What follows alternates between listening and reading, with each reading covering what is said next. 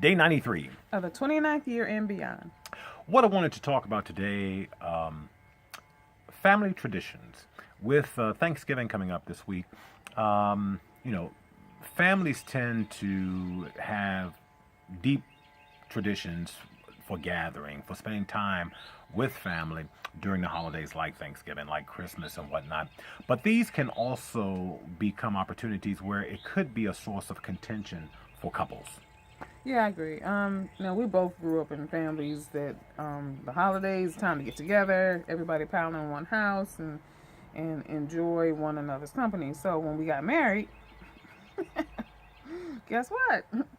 Time to pile in both houses, run back and forth. I mean, the holidays could be a little tiring for us. And the reality is this: you have to determine what's going to be in the best interest. Running from house to house, that gets old real quick.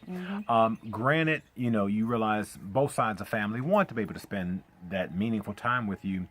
So you don't want to necessarily disregard your family traditions. However, you cannot allow it to become a situation where it becomes a wedge issue or where it causes confrontation with you within the midst of your marriage or for members of your family.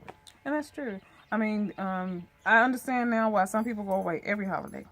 They take a vacation. I get it. I really do. And that's kind of a cop out. Gail and I, living more than 500 miles away from, a part of our family. A large part of our family. We can always say, oh, unfortunately, we're not there. We can't make it. However, whether you're more than 500 miles away or whether you live in the city with your family, it really doesn't matter. You have to have the conversation and decide what it is that you want to be able to do. And then you have to be honest about that with one another. But then you have to be honest with your families and address that issue with them too. Because, of course, like Gail says, in most families, you want to spend time with them, they want to spend time with you. We realize that's not the case for everybody, but for a large portion of folks, that is the issue. And so what do you do? What do you do when you have two strong families with steep traditions, loving and wanting to spend time together? Because I know growing up Downing, we have a very strong family who is real close connected. And I've observed over the years, there's just certain things that have become like, oh no, but you have to. And no, you don't. But but you have to determine what it is that you're going to do, what you're not going to do, and to communicate that to everyone involved. Yeah, communication is key, like we say. Be fair. Try to spend equal holiday time with both sides of the family. But you can pick and choose what holiday you're going to spend with this family, what holiday you're going to spend with that family, and don't shortchange them because they will know. But at the end of the day, you have to decide what works for you guys and be vocal about how you feel, but also be fair and compassionate on both sides. And this is the thing, because each of you come from families, right, that may be steeped in family tradition, don't lose sight of the fact that you're a new family, which means you have the opportunity to create new traditions for your own family. And being respectful of, because the families that you come from had to come from families who had to come from families, right?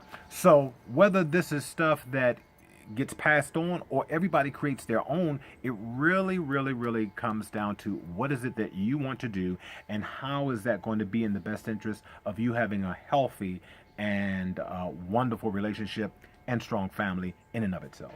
Yeah, Dear Abby did a column years ago, and for those of you who know who Dear Abby is, it was years ago, and she talked about what a marriage is, and it's a uniting of two families.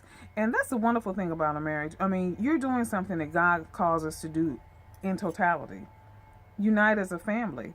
And so what you want to do is not build a wedge, but, build that union together. So sometimes it may be that you have to host and bring the two families together so they can have something together. Or you may say, we're going to spend Christmas with your family and we're going to spend Thanksgiving with your family, or, whatever is going to work. And it may just be a case where you live too far and you can spend Christmas with either one of them.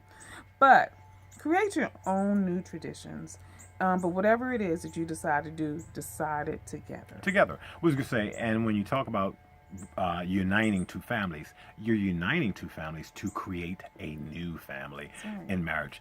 But with that said, just don't allow family to be anything that's going to divide, because whether you're geographically together or not, family should always be about uniting. Bonding. So my brothers and my sisters, enjoy, enjoy, enjoy until tomorrow, if the Lord says the same. Bye.